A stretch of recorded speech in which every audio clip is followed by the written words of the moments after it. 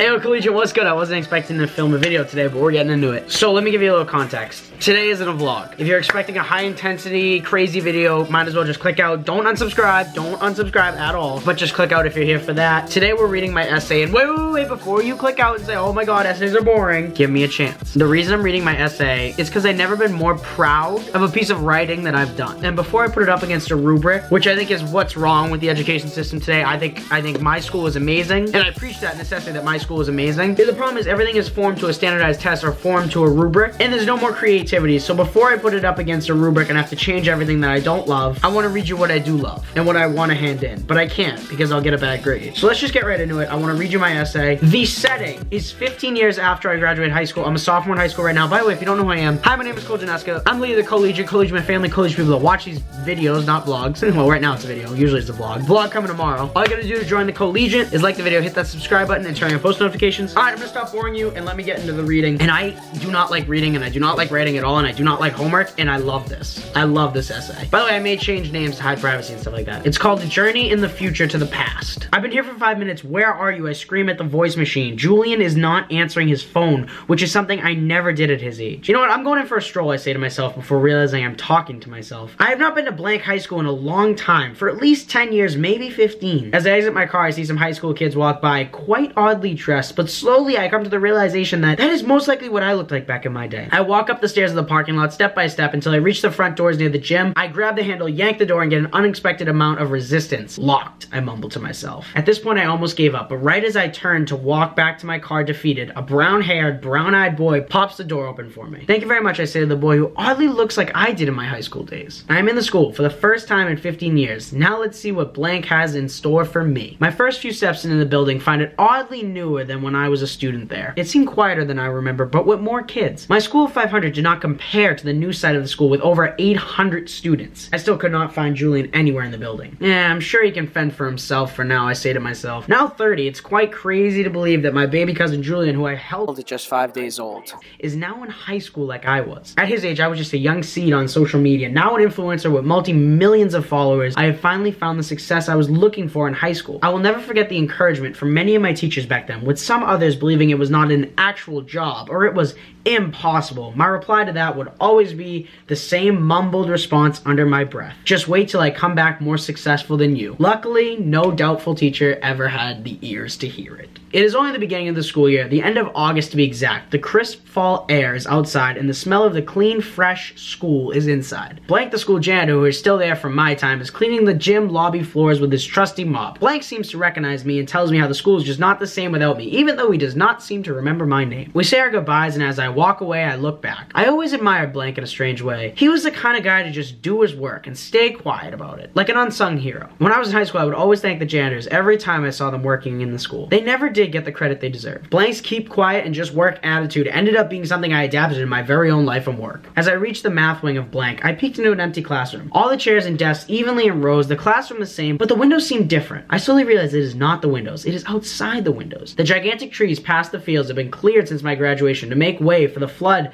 of new residents and new homes in Blank. The neighborhood once filled with old-timey houses is now filled with futuristic utopian houses. And a highway is going right through where I used to walk to my friend's house after school. It looks almost like an upscale Los Angeles neighborhood, and nothing like the Blank I knew. I turn back to the hall, shocked at what I had just seen. Continuing my walk, I see all the classrooms are empty, so I descend to the science wing. The first room I see is Miss Science room, a class I enjoyed and looked forward to every day. Miss retired when my class graduated. I had always heard stories of her kindness and heart 3 times the normal size when I was a freshman, but sophomore year I lived it. So many times I would mess up on labs and watch her face just smile and laugh as I struggled, but she would always help me out in the end. But her stories would always get my class to laugh, and her chemical equations would always confuse us, but we loved her either way. Miss reminded me every day that there are amazing people in this terrifying world we live in. Her room is now filled by another teacher, not half the woman Miss was Miss Mandy. Even though I had not been back to Blank, word had reached me about Miss Mandy, and the word was the students did not like her. She tells me she had Julian last period, and she overheard him say he was going to the lunchroom after school for a little while. I make my way out of Miss Mandy's room and walk through the outdoor passage between the science and English wings. Oddly, it is no longer a concrete path and stairs that make up the walkway. It has become one of those automatic walkways that are in airports. I mumble to myself, wow, didn't know we had this in the budget. Even though the new high-tech walkway has been put in, the Blank English wing oddly remains the same as it was in my teenage years. Though the teachers teachers are different, and there's a statue to Miss outside her room that was never there before when I graduated. I am dumbfounded when I walk up to it and see it is made of marble, and there's an inscription on the bottom that I read out loud. Thou who does not hand an essay on time shall receive a 0. Very similar to Shakespeare's style of wording. I'll never forget Miss. She had a lot of wisdom and always seemed to know what to say and when to say it. As I walked away from the room where she once attempted to teach me, but failed due to my lack of listening and short attention span, I realized I miss high school. Maybe even more than high school. I miss the people who I shared my high school experience with. I take a peek at my watch and come to the realization I've been reminiscing about my past days in the high school for 12 minutes now. I also realize that is the most thinking I have ever done in that building. I walked through the school towards the lunchroom, but when I reached the auditorium, I stopped. I began to reminisce again, back to my sophomore year, when Ed Garrity visited the school. Ed preached a message of responsibility and love for your parents and guardians. I will never forget when he called me on stage during his presentation. Ed had me call my mom in the middle of the day, out of the blue, and remind her that I loved her, which I never said enough. After a few laughs from the audience and a 5-minute phone call, Sorry, battery died. Alright, back to the story. After a few laughs from the audience and a 5-minute phone call, I sat back down. Ed, like Miss reminded me that love needed to be spread on a daily basis to keep the world going. I slowly come back to present day, shake my head, and continue my walk. As I reached the lobby in front of the cafeteria, I remember walking into school every day with a smile on my face, especially on Wednesday when Mr. and Mr.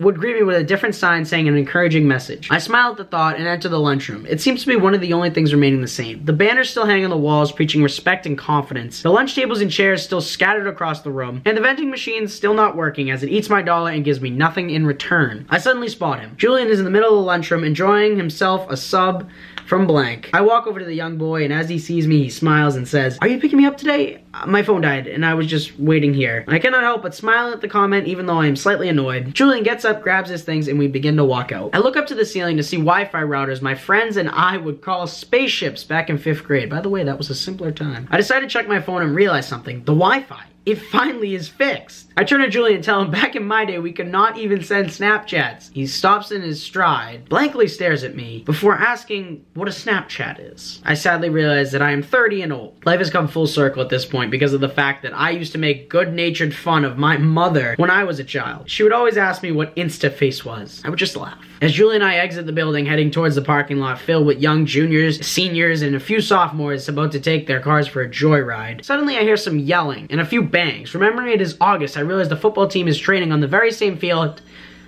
vibrate, that my school team did 15 years before. Okay, we're just gonna wait for a second. The football field, once brand new, is now worn out and looking ripped up. I remember my Friday nights here, sitting with all my friends in the bleachers, wearing a different theme every playoff game and taking on the bone-chilling cold as we cheered blank on. I've heard around the town that the team is not so good nowadays ever since my grade left for college. This paragraph is probably my favorite. We finally reached the car about to drive from the high school as I had did so often as a teenager. The usual banter of how was your day and what did you do ensues between Julian and I. But as we pull out the parking lot, I am hit with the remaining memories of my high school days, like a howling wind during a blizzard. I think back to every day of high school filled with something different. From laughter to sadness, from extreme excitement to dragging boringness, from 100s to a 41 one time. But I don't want to talk about that one. I remember how much my teachers, Mr. and so many more would all make me laugh on the daily, and no matter what supported me. I look over at Julian without him noticing and realize that he will one day be here. He will be sitting in the driver's seat remembering his high school days. I hopefully think to myself that he will be blessed to be surrounded with the types of people that surround me and taught me during my time at the high school. End of essay. Well, I hope you guys enjoyed. I know this video is probably already long, so I'm just gonna wrap it up. Few advice to everyone in high school, enjoy it. Oh, there's the camera. It is slipping. It is gonna fall. Maybe not. But seriously, enjoy high school, because it's falling by for me, and I'm sad about it. Writing this essay, I realized that I love high school. No matter what I go through, and no matter who is around me, and no matter who makes fun of me, and no matter what grades I get, which don't get me wrong, grades matter and rubrics matter and follow them, but I just think we should be more creative in high school and less held to a standard and held to where if you tell a fish to climb a tree, it's gonna live its whole life thinking it's dumb. So I just wish we could morph more into a creative type of education system. But that's not for me to do at all. I'm not dissing the education system at all. They have fed me with the education that I have. I've said education a lot. The vocabulary, the lifestyle that I have, everything I thank from most of it from school. But yeah, that is what I think about high school in 15 years, what I hope to be coming back and doing as a social media star with multi-millions of followers. But I hope you enjoyed this video. If you did, leave a like. If you want me to do more of stories, maybe. I don't know what this really was, but it was a one-time thing, I think. But yeah, thank you guys so much for watching. I'll see you guys next time on Front of Camera. Bye-bye. 901 Shelby Drive, look alive, look alive. Came up on this side, now